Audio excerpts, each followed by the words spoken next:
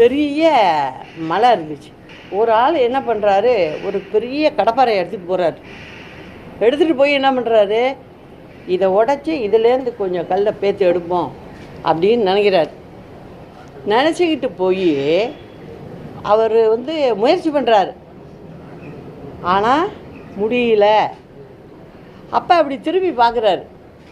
அந்த மலையிலே பார்த்தீங்கன்னா ஒரு 6 அடியில் ஒரு மரம் வளர்ந்துருக்கு. இது எப்படி இந்த மரம் இங்கே வளர்ந்துது அப்படின்ட்டு பார்க்குறாரு. அந்த மரம் என்ன சொல்லுது, ஒரு விதை, அந்த விதை அந்த இடத்துல விழுகுது. அது அங்கே முளைத்து வேறுட்டு வளர்ந்து வருது. அந்த விதைகிட்ட இருந்தது அன்பு மட்டுமே. அதுக்கிட்ட கடப்பாறை கிடையாது, ஒன்றும் கிடையாது. ஆனால் வளர்ந்துது. கடப்பாறையை கையில் வச்சவன் ஏமாந்தான். இதுதான் இந்த விடுகதைக்கு நீங்களே அர்த்தம் பார்த்தீங்க. நான் தான் இப்போ சொல்லிட்டேன்ல, இந்த கதையில் எல்லாமே இருக்கு.